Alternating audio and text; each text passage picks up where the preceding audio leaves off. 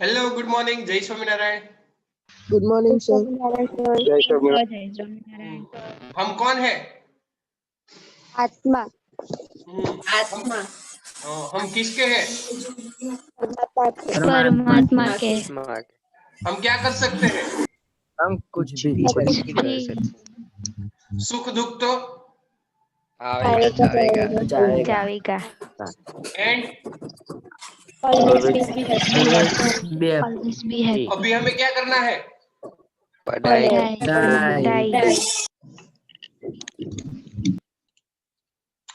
चलो बेटा last lecture में શું આવ્યું હતું? આપણે શું કરાવ્યું હતું યાદ છે કોઈને? सम कराया था सर। સમ કરાયા હતા? કેટલા સમ થયા હતા કોઈને યાદ છે? 2 सम कराया था અને ત્રીજો કરાવતા હતા। ग्राफ करो बाकी બાકી છે કઈ? हाँ सर। ઓકે ચાલો હું શેર કરું છું ટેક્સ્ટ બુક એની સાથે આપણને ખ્યાલ આવી જાય।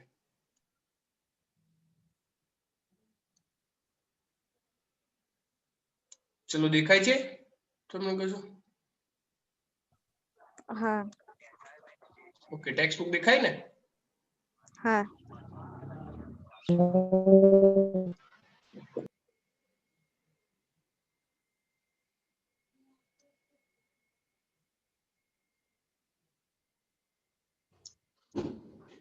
वन मिनिट हाँ બધું પેજ સેટ કરવું પડશે મારે।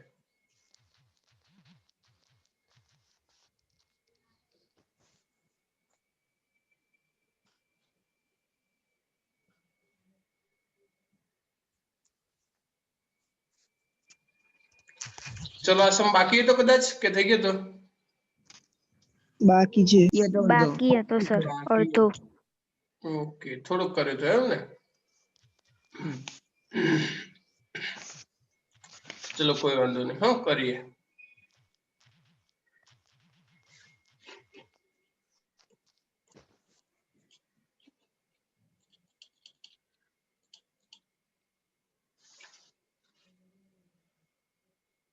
ફરીથી કરાવું છું હે ને? ફરીથી કરાવી દઉં ચલો 12.9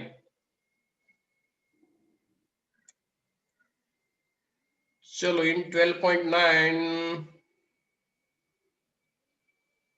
क्वेश्चन રાખવો પડશે નહીં?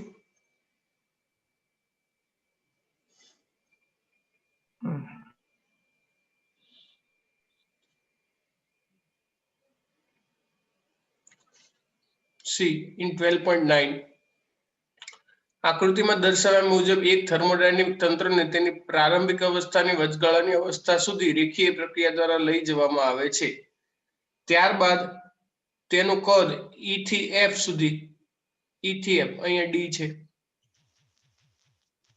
D E F ત્યારબાદ E થી F સુધી સમકદ પ્રક્રિયા દ્વારા સમદાબ પ્રક્રિયા દ્વારા જો આ E અને F એ બંનેનું તાપમાન સેમ છે 300 જો E બિંદુનું તાપમાન દબાણ 300 છે ને F નું પણ 300 છે બેટા એટલે આ જે પ્રક્રિયા થઈ એ સમદાબ પ્રક્રિયા કહેવાય।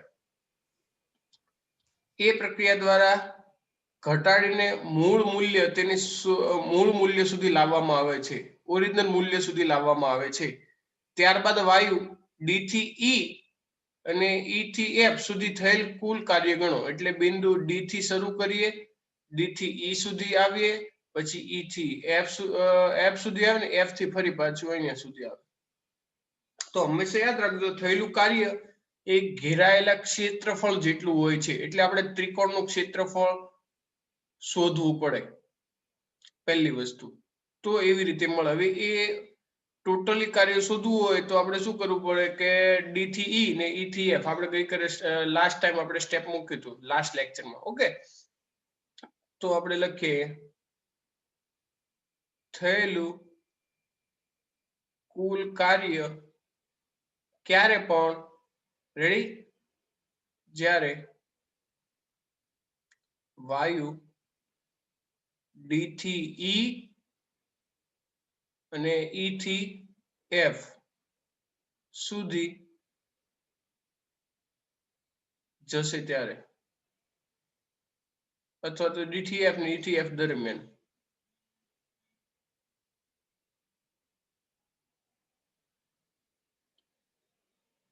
ડી થી એફ દરમિયાન, તો એને આપણે ધારો કે ડબલ્યુ કહી દઈએ કુલ કાર્યનું. તો ડબલ્યુ બરાબર શું થઈ જાય? તો પહેલા આપણે ક્યાં જઈએ છીએ? તો ડબલ્યુ બરાબર ડી થી ઈ જેટલું, બરાબર, D to E and plus W ક્યાંથી ક્યાં સુધી?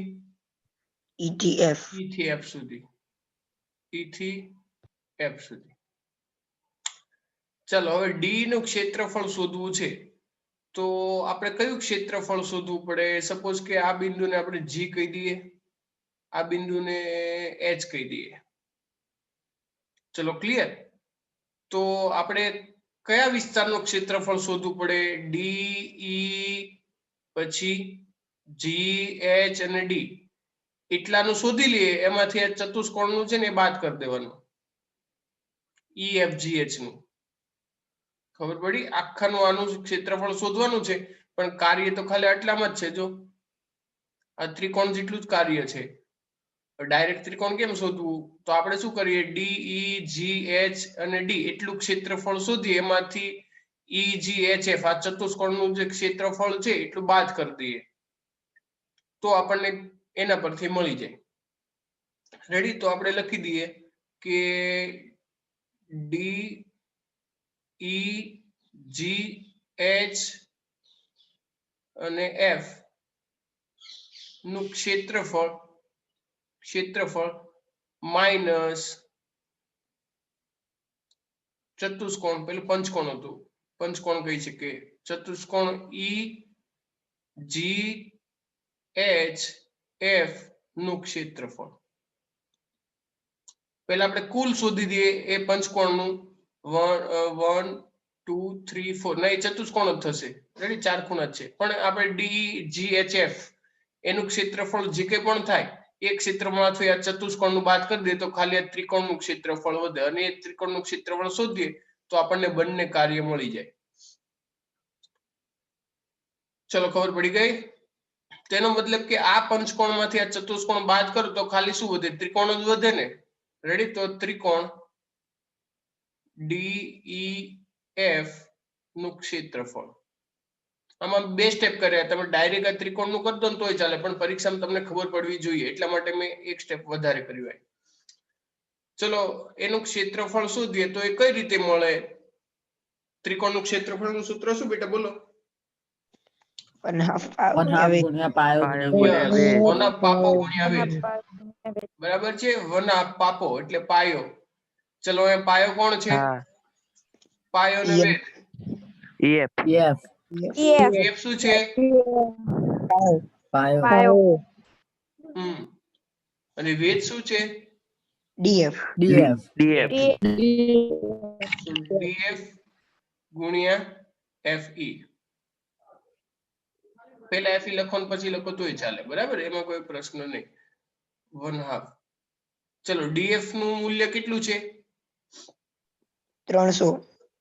કઈ રીતે ખબર પડે ને? આ ડી નું 600 અને આ 300, એટલે તમને ના ખબર પડે તો હું લખી દઉં 600 - 300 એ ડીએફ મળે, અને ગુણ્યા FE કેટલું થશે? 3. 5 - 2 એટલે એટલું થયું ને. સો ઇઝ ઇક્વલ ટુ 1/2 300 ગુણ્યા 3. 300 તાલી 900, 900 ના અડધા 450, એટલે 450 જૂલ. થયેલું કાર્ય એટલું મળ્યું આપણને. ઓકે બેટા? આવડશે? આખું ને? આવું સિમ્પલ છે. આવી રીતે સોલ્વ કરી શકાય કોઈ પણ વસ્તુ હોય તો.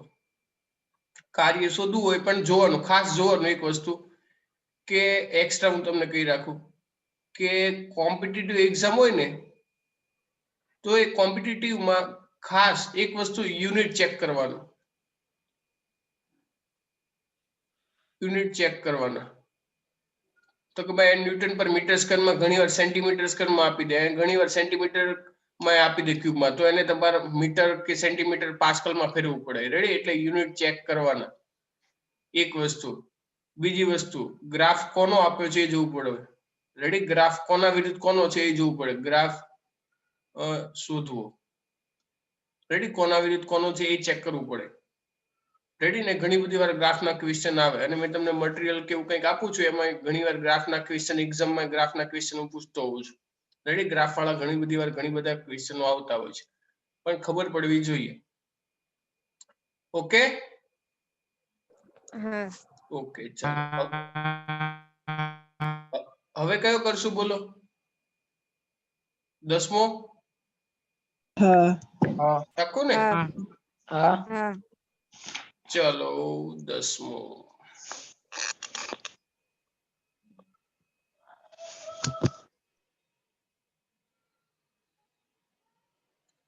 ચલો સવાલ દેખાય છે? હા સવાલ કરશું? હા હા ચાલો જો રકમમાં ખબર પડે તો કેજો. જો 12.10 એક રેફ્રિજરેટરમાં રાખેલ ખોરાકને 9 ડિગ્રી સેલ્સિયસ તાપમાને સાચવવાનો છે. કેટલા તાપમાને સાચવવાનો છે? 9 ડિગ્રી સેલ્સિયસ. જો ઓરડાનું તાપમાન 36 ડિગ્રી સેલ્સિયસ હોય તો પરફોર્મન્સ ગુણાંક અથવા કાર્યસિદ્ધિ ગુણાંક શોધો. ચલો શું કરશું બોલો? તાપમાન લખી દઈએ પેલા. ચલો અહીં T1 બરાબર કેટલું છે? પહેલું તાપમાન 9 ડિગ્રી સેલ્સિયસ. 9 ડિગ્રી છે. T2 કેટલું છે? 36 ડિગ્રી. 36 degree Celsius. રેફ્રિજરેટર છે T1 36 ડિગ્રી નહીં લેવાનું. એટલે જ મેં પૂછ્યું તમને. જો રેફ્રિજરેટર છે રેડી, હીટર નથી, રેફ્રિજરેટર છે અને અહીંયા જો ખોરાકને 9 ડિગ્રી સુધી લાવવાનો છે, ગરમમાંથી ઠંડો લાવવાનો છે. ખબર પડી? એનો મતલબ કે ગરમ કયું છે? 36 ત્યાં છે અને ત્યાંથી ક્યાં લાવવાનું છે? 9 ઉપર લાવવાનો છે એટલે 36 ડિગ્રી છે અને T1 કહેવાય. ત્યાંથી આપણે છેલ્લું તાપમાન કયું તો કે ભાઈ 9 ડિગ્રી સુધી લાવવાનો છે એટલે T1 બરાબર થશે 36 ડિગ્રી સેલ્સિયસ. પરંતુ આપણે એને કેલ્વિનમાં ફેરવવો પડે એટલે 273 પ્લસ 36. યાદ રાખજો કોઈ પણ વસ્તુ કેલ્વિનમાં ફેરવવું પડે. 273 પ્લસ 36 9 ને એટલે થશે 309. 309 કેલ્વિન. યાદ રાખજો દાખલામાં કેલ્વિનમાં શોધવાનું.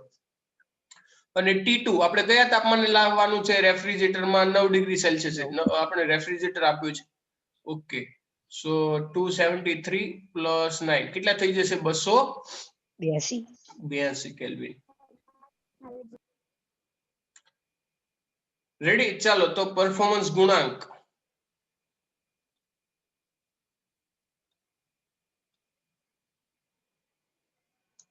ચલો એનું સૂત્ર કોઈને યાદ છે તાપમાન સાથેનું? આલ્ફા બરાબર Q2/W. હા પણ આમાં Q2 નથી ને W નથી, મને તાપમાનના સ્વરૂપમાં શોધવું પડે. તો જેવી રીતે આપણે કારનો એન્જિનમાં શોધ્યું હતું ને તાપમાન સાથેનું, યાદ છે? કારનો એન્જિનનું કાર્નોટ એન્જિનનું યાદ છે કોઈને? eta is equal to 1 minus T2/T1 આવું હતું ને? હા હા કે ના? તો આને માં લખવું હોય તો શું થાય? T1 minus T2/T1 એવું થાય? હા કે ના? આ શેના માટે છે? કાર્નોટ એન્જિન નું છે. હવે તમને ખબર છે કાર્નોટ એન્જિન એ શેના માટે હતું? એ શેના માટે હતું? કાર્નોટ એન્જિન એ હીટ એન્જિન માટે હતું. ખબર છે ને? કાર્નોટ એન્જિન શેના માટે હતું? હીટ એન્જિન માટે. હીટર માટે નહીં. રેડી, આ હતું હીટ એન્જિન માટે.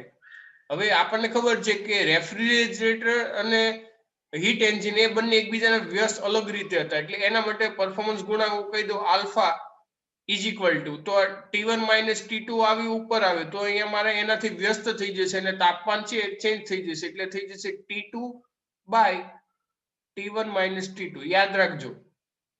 અને તમે કાર્નોટ એન્જિનની જેવી રીતે તારવણી કરી એવી રીતે તમે રેફ્રિજરેટરની તારવણી કરો ને તો તમને આ સૂત્ર મળે. પણ આપણે ચેક્સમાં તારવણી નથી એટલે હું કરાવતો નથી.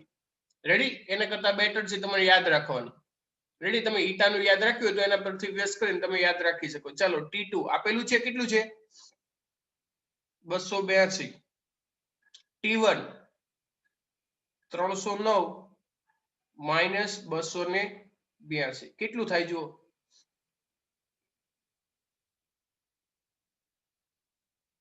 282 ના છેદમાં 9 8 8 ને 10 ને 18 18 ને 9 27 કેટલું થયું જો તો 282 ભાગ્યા 27 કરો કેટલું થાય 10.44 કેટલા 10.44 ચલો 10.44 રેડી આલ્ફા એટલું મળ્યું પરફોર્મન્સ ગુણાંક ચલો ખબર પડી ગઈ સર બોલો આમાં T1 ઉપર ના જ આવે ને ઉલટું થઈ જાય ને વ્યસ્ત રેડી તું રેફ્રિજરેટર ને પહેલામાં જોજે આપણે જે કાર્નોટ એન્જિન જોયું હતું ને તો W બાય શું હતું Q1 બાય શું હતું W હતું ને પહેલામાં Q2 આવી જતું હતું જો યાદ હોય ને તો બંને સૂત્રમાં જોજે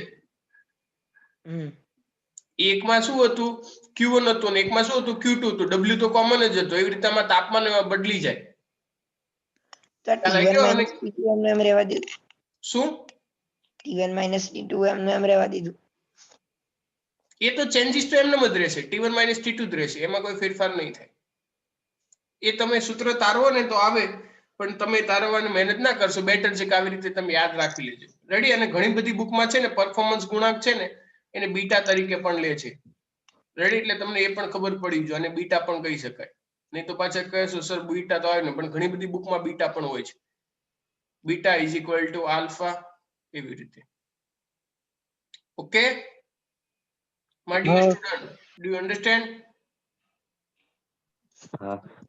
okay ચલો ગુડ ચલો સેવ મમરા કરી લો એટલે કે તમે બધું શું કહેવાય સ્ક્રીનશોટ જે લેવાનો લઈ લેવાનો કે લખી નાખો છો અમુક તો ટેક્સ્ટ બુક જ લખી નાખે છો બહુ ડાયા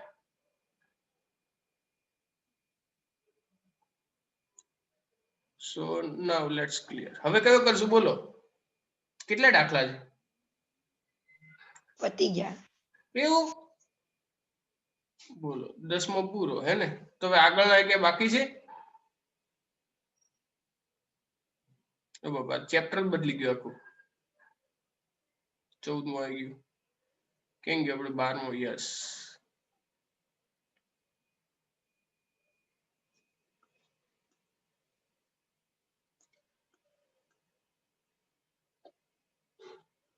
મેં છે ને ગઈકાલે JEE વાળાને કેવી રીતે પ્રિપેરેશન કરવી એનો એક વિડીયો મૂક્યો છે YouTube ઉપર તો એ લોકોને ખાલી 50 દિવસમાં 11મું 12મું આખું તૈયાર કરવાનું છે વિચાર કરો કેટલા દિવસમાં 50 દિવસમાં બધા જ સબ્જેક્ટ કરવાના એક સબ્જેક્ટ નહીં બધા જ સબ્જેક્ટ કરવાના 50 દિવસમાં હવે કેવી રીતે થાય રેડી પણ એ લોકોને મેં પ્લાનિંગ આપ્યો છે એ લોકો 11મું જોડે જોડે JEE નીટ લેવલનું તૈયાર કરતા રહેતા હતા રેડી જાતે ગમે ત્યાંથી સરને પૂછીને સર કેટલું કરવાનું શું કરવાનું તો એ લોકોને અત્યારે થઈ જશે ઘણા બધા સ્ટુડન્ટ અને જે નહીં કરે નહીં થાય એટલે હું તમને અત્યારથી કહી રાખું છું તમને ભરપૂર ટાઈમ મળ્યો છે ટાઈમ વેસ્ટ ના કરશો પ્લીઝ જો ટાઈમ વેસ્ટ કરશો તો લોસ તમને જશે ચોક્કસ લોસ જશે તમને હું ખોટું નહીં કહેતો ને લોસ એવો થશે કે પછી તમારાથી લોસ ક્યારે પૂરો નહીં થાય પછી ટાઈમ નહીં મળે તમારે કરવું હશે ને તોય નહીં થાય એટલા માટે ખાસ એટલી વસ્તુ યાદ રાખજો ચાલો હવે કયો દાખલો ગણશું આપણે પહેલો દાખલો ગણશું તમે કહો તો નહીં તો નહીં ના ગણો ગણીએ તમે સોલ્વ કર્યા હશે જો કે નહીં કર્યા સોલ્વ કોઈ કશું જ બોલતું નથી વાંધો નહીં મેં કહ્યું તું તમારથી બધા સોલ્વ થઈ જશે પણ મને વિશ્વાસ છે તમે નહીં કર્યા હોય કે કર્યા છે કોઈ સોલ્વ કર્યા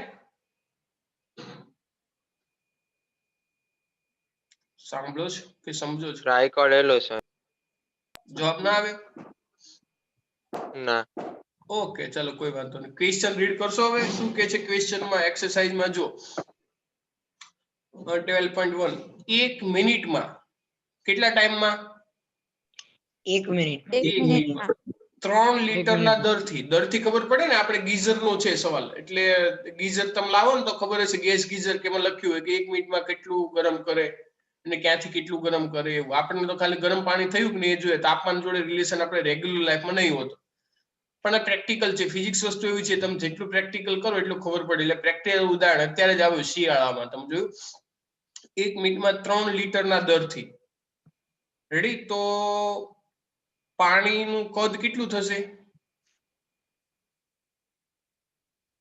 બોલો પાણીનું કદ કેટલું થયું 3 લીટર 3 લીટર ને પ્રતિ મિનિટ થી ગરમ થાય છે. ખબર પડી? તો પાણીનું કદ હું લખી દઉં અહીંયા.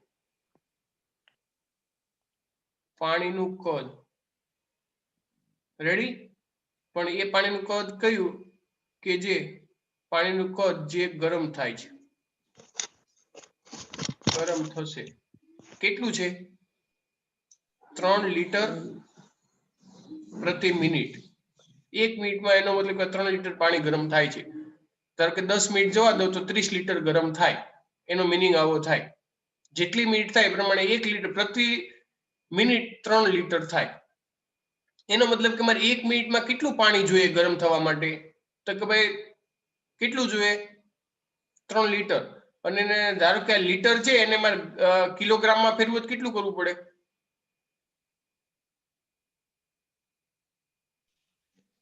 લીટર ને કિલોગ્રામમાં ફેરવવા માટે આઈ ટોલ્ડ યુ કિલોગ્રામ જ થાય. પણ પાછળ થાય કે નહીં 10⁻³ કે એવું કશું? કે કશું જ ના થાય? કઈ ના થાય. અને ગ્રામમાં લઉં તો? કારણ કે જો અહીંયા ગ્રામમાં આવશે 10⁻³ થશે. એટલે ગરમ પાણીનું દળ લઉં છું. શું લઉં છું? દળ. દળ હું m વડે દર્શાવું. ચલો m બરાબર કેટલું થઈ જશે? તો 3000 ગ્રામ થઈ જશે. 3000 ગ્રામ પ્રતિ મિનિટ. યાદ રાખજો. રેડી? આ લીટર મેં ગ્રામમાં ફેરવું. હવે પસાર થતા પાણીને ગીઝર 27 ડિગ્રી સેલ્સિયસ થી 77 સેલ્સિયસ સુધી ગરમ કરે છે. એનો મતલબ કે ઇનલેટ ગીઝરની અંદર જે પાણી જાય છે, સપોઝ કે તમારી પાસે કોઈ ગીઝર કે એવું કશું હશે, રેડી? અહીંયા બધું કંપની નામ ને એવું બધું લખ્યું હશે. રેડી? અહીંયા 2 પાઇપ હોય, તમને ખબર હોય તો અહીંયા રેડી? એકમાંથી વોટર ઇનલેટ હોય, ઇનલેટ, અને એક સાઈડ થી પાણી આઉટલેટ હોય. રેડી? કે જે સાઈડ થી બહાર નીકળે, આઉટલેટ. અહીંયા બધું ગરમ ને બધું ઓટોમેટિક થયા રાખે બધું. રેડી? ઇલેક્ટ્રિક પણ આવે ને પેલા પણ આવે. તો ચેન્જ ઇન તાપમાન, તો આપણે શું કરી દઈએ? તાપમાનમાં વધારો, તાપમાનમાં વધારો, એને ડેલ્ટા ટી કહી દે. ચાલો ડેલ્ટા ટી કેટલું થશે? 77 - 27 77 - 27 કેટલા થશે? 7 ગયા એટલે 50 ડિગ્રી સેલ્સિયસ. ચલો એટલું ક્લિયર? હેલો?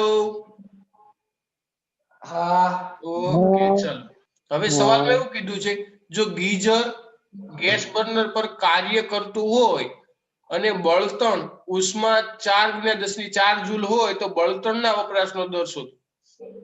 એનો મતલબ કે સપોઝ કે તમે કોઈ ગીઝરમાં લાકડા નાખો છો અને ગરમ થાય છે. રેડી? લાકડા નાખો ને ગરમ થાય તો તમને ખબર પડે કેટલા લાકડા વપરાયા.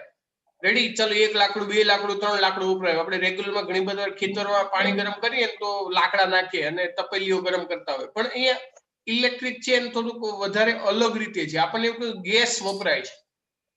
રેડી? ગેસ બર્નર તો પોતાનો કંઈક તો ગેસ વપરાયો ને.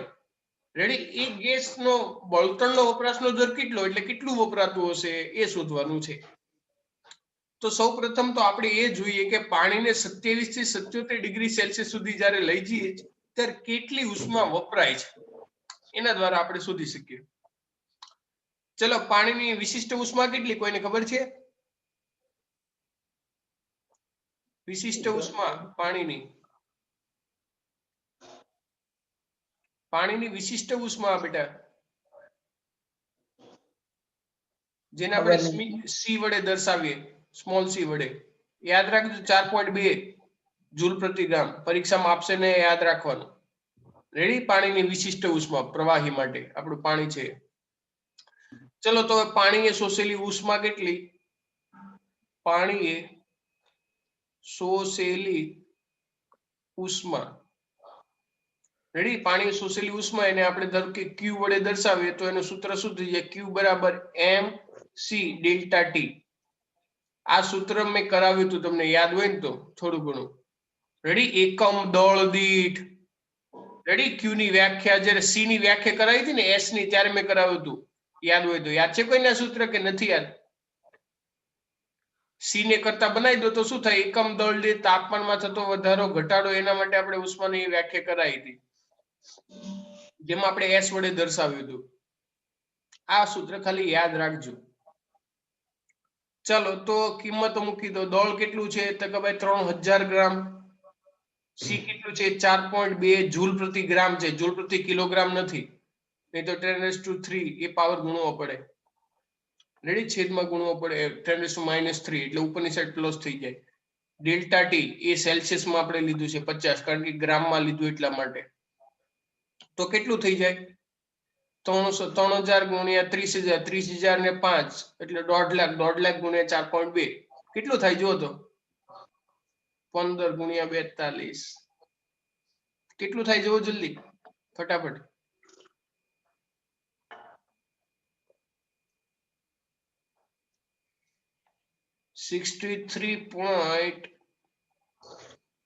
ચલો ગુણ્યા પાછળના પોઈન્ટ હું નહીં લખતો. 63 ગુણ્યા 10⁻³ ને 4 હા એટલો જ. એટલું જ આવે છે ને? હા ઓકે, જૂલ પ્રતિ મિનિટ બરાબર છે. એટલી ઉષ્મા પાણીએ શોષી બેટા. રેડી, પણ આપણને સવાલ એવો નહીં પૂછો, આપણને વપરાશનો દર કયો છે. રેડી, કે કેટલો વપરાશનો દર હશે. તો એ વપરાશનો દર શોધવું હોય તો મારે શું કરવું પડે? રેડી, તો બળતણમાં વપરાયેલી ઉષ્મા કેટલી છે? બળતણમાં વપરાયેલ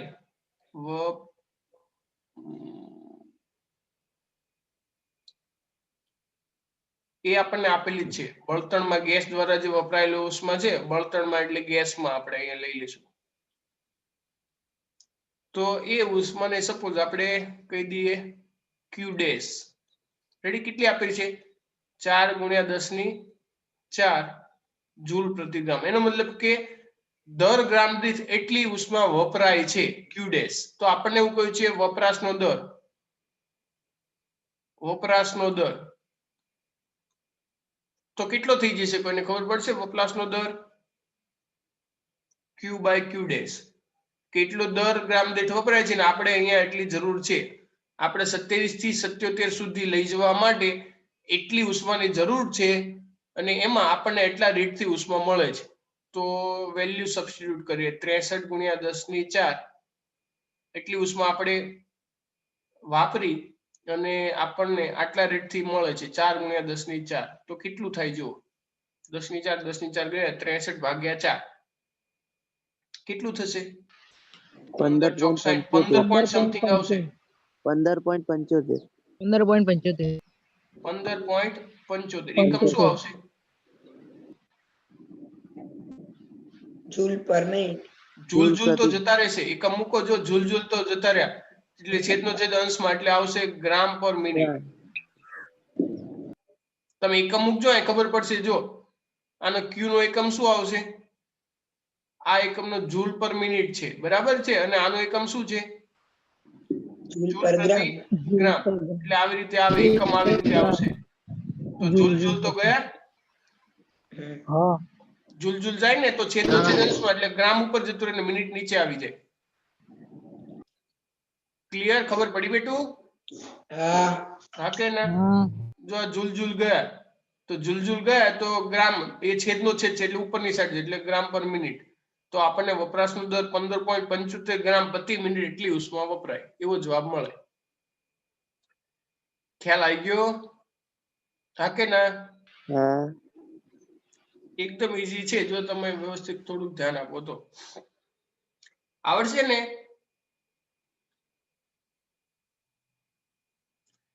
ઓકે, ચાલો ગુડ.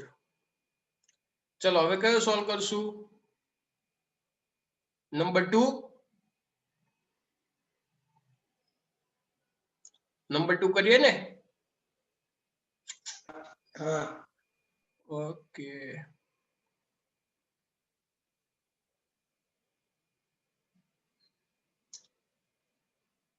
શું કે છે સવાલ જુઓ તો.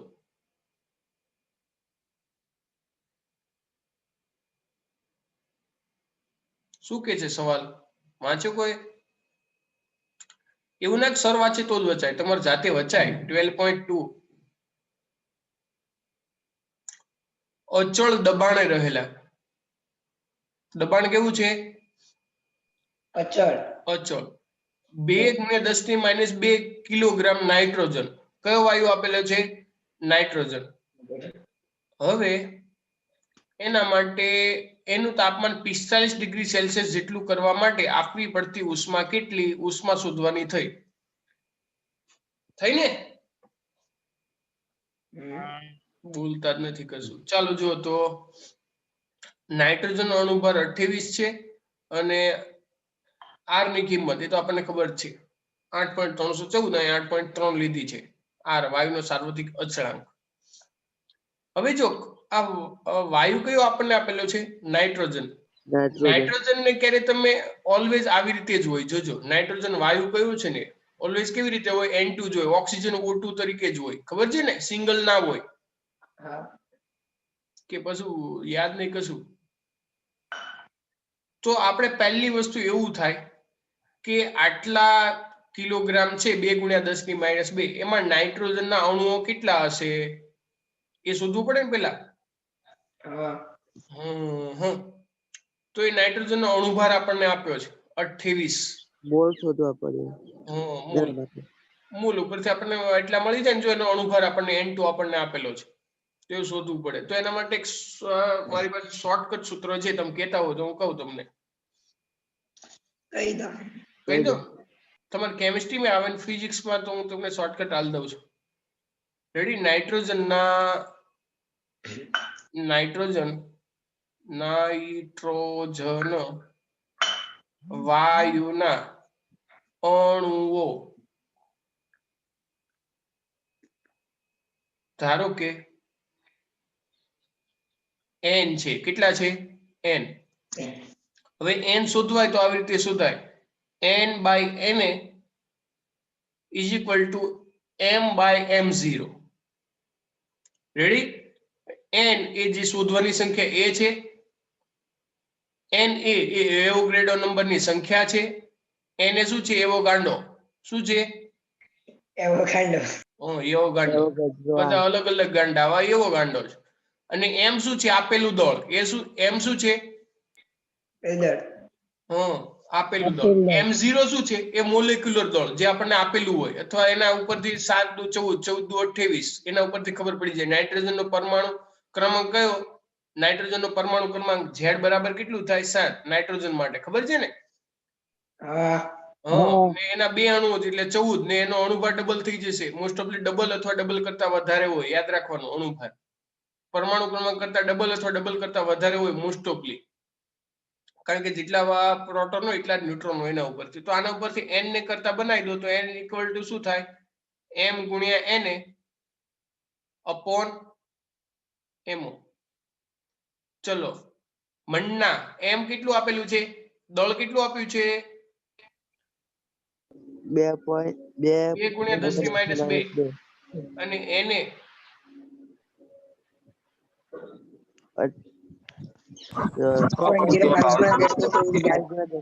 કેટલું છે? 6.022 × 1023. પાક્કું ને? હા. ઓકે.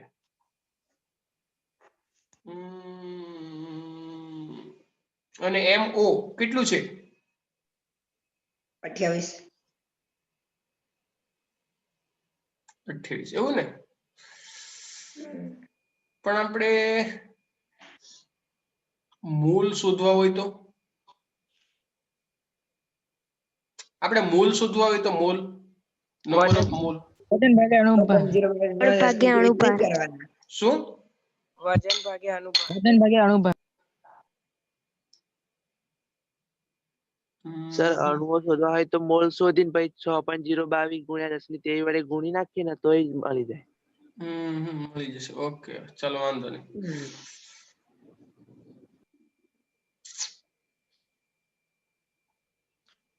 કેટલું આવે ગણતરી કરીને કહો મને.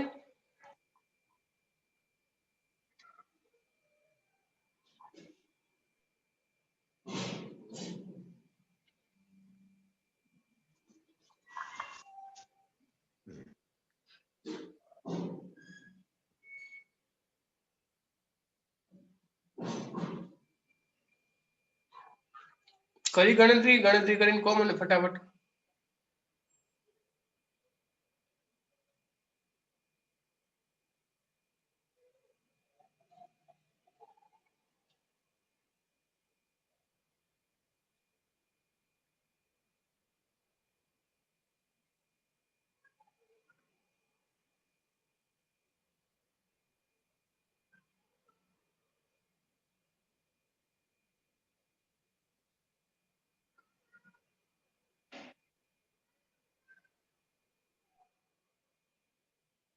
ગણતરી કરો.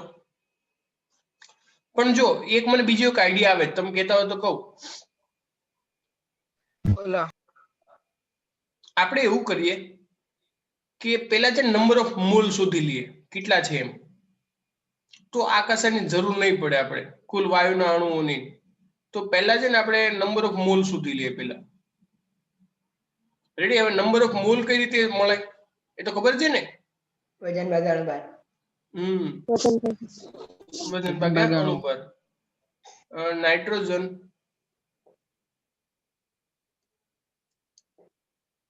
વાયુના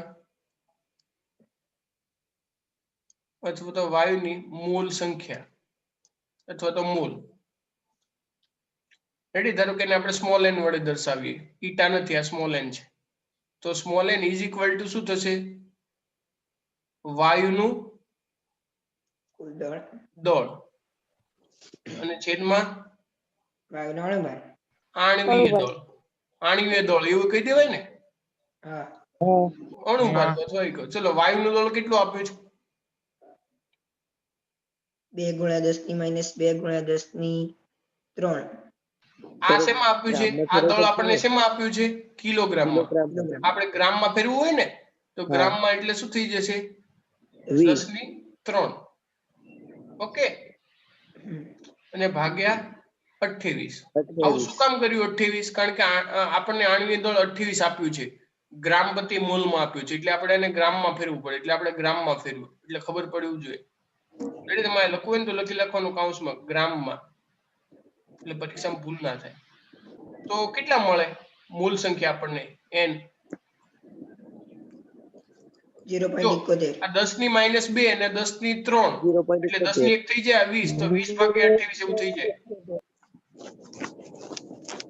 4 પંચા 20 ના 28, 4 પંચા 20 અને 4 સત્યા 28. આવું થાય. આવું થાય ને? હા કે ના? ઓકે ઓકે, ચાલો. હવે મોલર વિશિષ્ટ ઉષ્મા કેટલી થશે?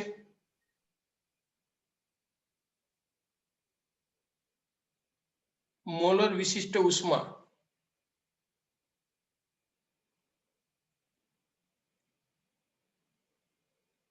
બોલો કોની પણ? મોલર વિશિષ્ટ ઉષ્મા અચળ દબાણે, એ તો ખબર છે ને આપણને. કેવું આપ્યું છે? અચળ દબાણે. અચળ દબાણે જેને આપણે સીપી વડે દર્શાવીએ, યાદ હોય તો. હા કે ના? તો એના માટેનું સૂત્ર યાદ રાખજો કે નાઇટ્રોજન છે એના માટે 7/2 ગુણ્યા R. યાદ રાખજો. અલગ અલગ વાયુ માટે અલગ અલગ કિંમત હોય. ઓક્સિજન માટે અલગ, કાર્બન મોનોક્સાઇડ માટે અલગ. રેડી? સિંગલ ઓનલી નાઇટ્રોજન હોય તો અલગ, એના માટે અલગ અલગ થશે. 7/2 ગુણ્યા R. હવે તમે એવું થશે સર 7/2 ક્યાંથી આવ્યા? રેડી? એ તમને હું વાયુનું એક ચેપ્ટર આવશે ને એમાં શીખવાડીશ કે 7/2 આવે, 5/2 આવે. રેડી? ઉદાહરણ એક દાખલો હતો ને એ ટાઈમે મેં તમને કહ્યું હતું સર તમારા લોકોના થિયરી નહીં ચાલે, એટલે તમને અત્યારે એક્ઝેક્ટ આઈડિયા નહીં આવે શું છે 7/2. રેડી? અને ડિગ્રીઝ ઓફ ફ્રીડમ કહેવાય, મુક્તતાના અંશો કહેવાય. શું કહેવાય? મુક્તતાના અંશો. શું કહેવાશે? બોલો શું કહેવાય એને બેટા? મુક્તતાના અંશો. કહેવાય. ઓકે, તો સીપી એટલું મળ્યું. હવે આપણને જે સવાલ પૂછ્યો છે એ તો આપવી પડતી ઉષ્મા, વાયુને આપવી પડતી ઉષ્મા તો ચલો ઉષ્મા ક્યુ બરાબર શું થઈ જાય NC ઇન્ટુ ડેલ્ટા ટી, પણ આ સી છે પણ અચળ દબાણ એટલે હું સીપી લખી દઈશ. એટલે હવે તમને ખબર પડી જશે n આપણે શું કામ શોધ્યું. રેડી, સીપી શું કામ શોધ્યું? જો n પણ આપણી પાસે છે, સીપી પણ આપણી પાસે. ચલો કિંમત મૂકી દઈએ.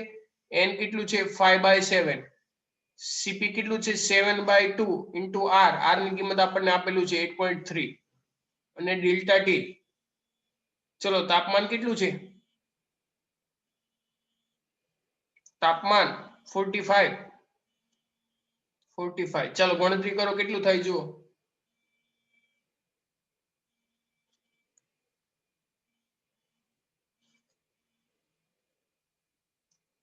બોલો. જો 7 તો ગયા ને, 7 ગેટ કેન્સલ આઉટ.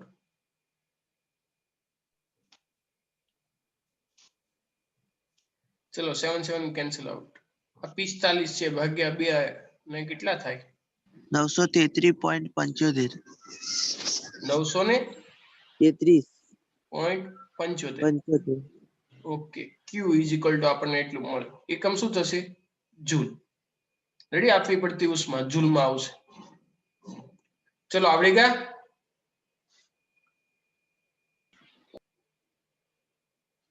આવી રીતે ગણવાનું. રેડી, ખાલી એક વસ્તુ આ તમારે નેક્સ્ટ એક ચેપ્ટર ચાલશે એમાં તમને ખબર પડશે આ મુક્તતાના અંશો કેવી રીતે શોધવાના. રેડી, અલગ અલગ વાયુ માટેને અલગ અલગ વાયુઓ, એકાંગી વાયુ છે, દ્વિ છે, ત્રિ છે, કેવું છે એના ઉપર આધાર રાખે. નાઇટ્રોજન એ દ્વિબંધ છે. રેડી, કાર્બન મોનોક્સાઇડ અલગ, ઓક્સિજન O2 અલગ, ઓઝોન અલગ, નાઇટ્રોજન અલગ, હિલિયમ એના માટે અલગ, દરેક માટે અલગ અલગ હશે. એ કેવી રીતે વેલ્યુ શોધવાની એ હું તમને ત્યારે કહીશ. અત્યારે યાદ રાખજો કે N2 માટે મુક્તતાના અંશોની કિંમત થાય 7/2r. ચલો ઓકે.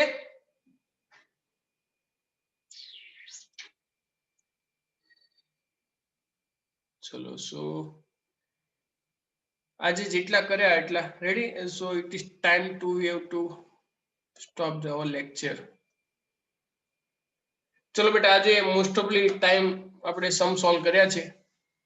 તો સમ ઘરેથી તમે સોલ્વ કરજો, જેટલા થાય એટલા મેક્સિમમ ટ્રાય કરજો, અને જેટલા થાય એટલા બાકીના જેટલા છે એમાંથી. અને આપણે ચેપ્ટર પછી પૂરું થઈ જશે, પછી આપણે નવું ચેપ્ટર શરૂ કરશું.